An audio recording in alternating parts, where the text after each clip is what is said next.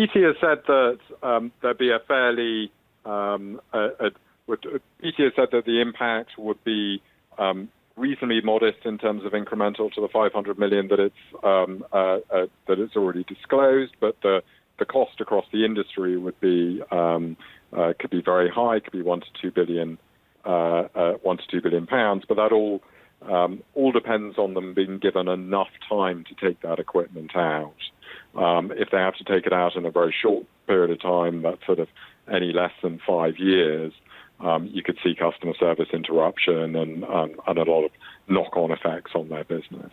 James, that is crucial, isn't it? When we've seen comments recently from BT, they're saying it could take up to a decade to remove some of that equipment.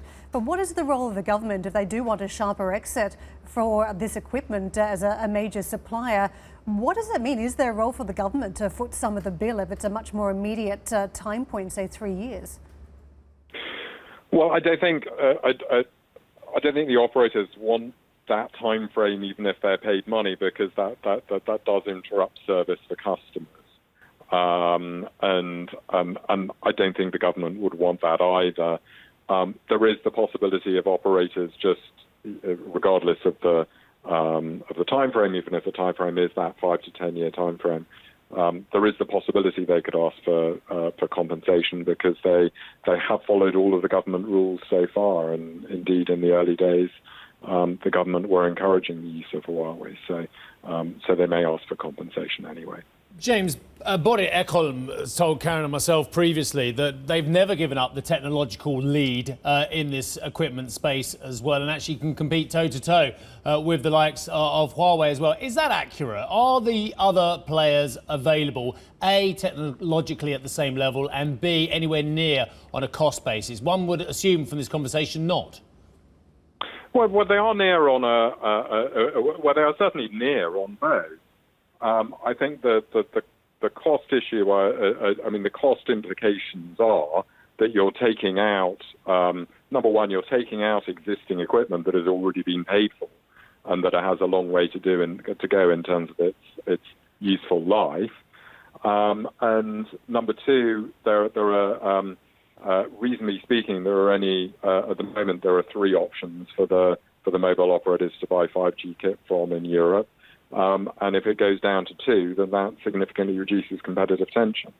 So it's not really about, certainly Nokia and Ericsson are very viable and reasonably priced providers of 5G equipment. That isn't really the main issue here.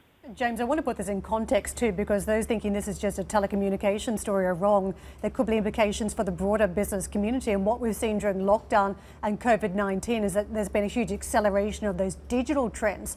We have a network here in the UK that is slower, that is left behind other peers in other countries, whether it's the United States, China, or even Europe. Surely that must be a problem. And what is your concern in terms of that time frame if there's a very sharp acceleration and they're ripping out of equipment from Huawei, or even just deep investments required in 5G in future?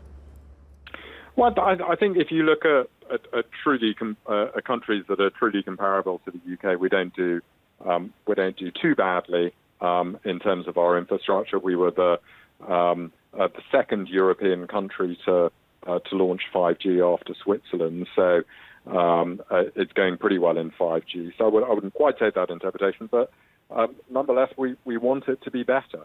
We want more. It would be great if we had more 5G coverage and more full fibre coverage in the UK in particular. And obviously, it doesn't help if you're having to take out existing equipment which works perfectly well.